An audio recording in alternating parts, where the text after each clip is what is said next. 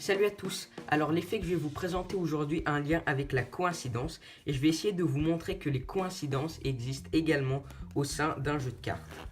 Pour cela, j'ai bien évidemment besoin d'un jeu de cartes, tout ce qu'il y a de plus banal.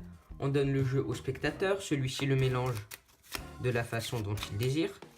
Et lorsqu'il est heureux, il me rend le jeu de cartes. Et ce que je vais faire, c'est que je vais faire deux prédictions, ou plutôt je vais les appeler deux coïncidences, deux événements. Vous les voyez comme vous voulez.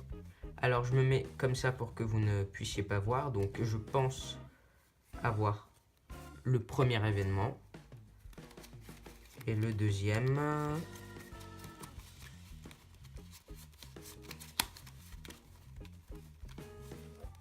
Le deuxième, je pense que c'est bon aussi. Donc nous avons nos deux événements qu'on laisse comme ça derrière mais que je ne touche pas. Ensuite, ce qu'on va faire, c'est qu'on va donner le jeu au spectateur. Donc je tiens également à le préciser, comme vous avez vu, je n'ai pas changé l'ordre des cartes. L'ordre est resté le même.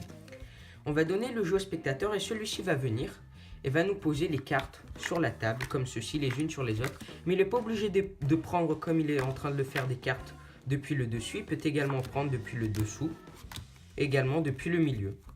Ça n'a aucune importance. Et il s'arrête lorsqu'il le veut, par exemple, ici.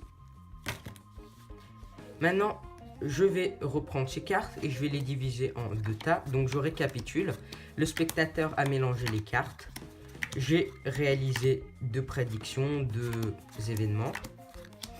Il a ensuite distribué les cartes sur la table, du dessus, du milieu et du dessous. Et ensuite, nous avons divisé ce petit tas en deux autres tas.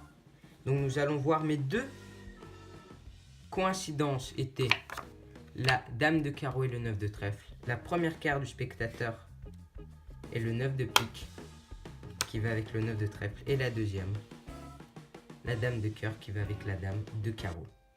Alors pour réaliser cet effet, c'est vraiment pas compliqué. Vous allez juste avoir besoin d'un bon discours, d'une bonne histoire qui aille bien avec le tour. Et c'est à peu près tout.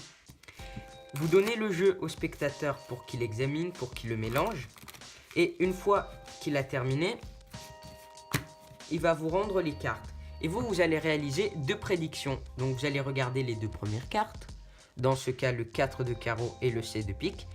Et donc vous allez prendre les cartes jumelles des deux premières cartes que vous avez. Dans ce cas, je vais prendre le 4 de cœur. Et ici, le 7 de trèfle. Donc c'est ce que vous faites. Et donc une fois que vous avez pris les deux cartes, vous les laissez devant vous. Vous les mettez à côté des spectateurs. Mais en tout cas, vous ne les touchez plus. Puis vous donnez le jeu de cartes au spectateur. Et vous lui dites de distribuer autant de cartes sur la table qu'il le désire. C'est ce qu'il va faire. Et puis lorsque vous voyez qu'il a passé les deux premières cartes, car ce sont les cartes que le spectateur aura à la fin, vous pouvez lui dire qu'il n'est pas obligé de prendre que des cartes du dessus. Il peut également prendre des cartes du dessous ou également du milieu. Il en met autant qu'il désire et il s'arrête lorsqu'il le veut. Par exemple ici, donc le reste des cartes, vous les éliminez. Et ensuite, il ne vous reste plus qu'à diviser ce tas en deux. Tout simplement, vous pouvez les mettre par exemple dans la main du spectateur, si vous en avez plusieurs. Et maintenant, vous récapitulez tout depuis le début. Vous lui rappelez que c'est lui qui a mélangé les cartes. Vous avez fait vos prédictions sans changer l'ordre des cartes. Il a mis autant de cartes qu'il a voulu sur la table, du milieu, du dessus, du dessous. Vous avez redivisé ces cartes, ce groupe de cartes en deux tas. Et maintenant, il ne vous reste plus qu'à montrer vos prédiction, 4 de cœur, 7 de trèfle. Et ici, vous avez le 7 de pique qui va avec le 7 de trèfle. Et le 4 de carreau qui va avec le 4 de cœur. En tout cas, les amis, j'espère que cet effet vous a plu. Si c'est le cas, n'oubliez pas de mettre un petit pouce vers le haut. Ça fait extrêmement plaisir. Également, n'oubliez pas de vous abonner à ma chaîne YouTube. Il suffit juste d'appuyer sur le petit bouton s'abonner. C'est gratuit. Et vous serez tenu au courant lorsque je sortirai une nouvelle vidéo.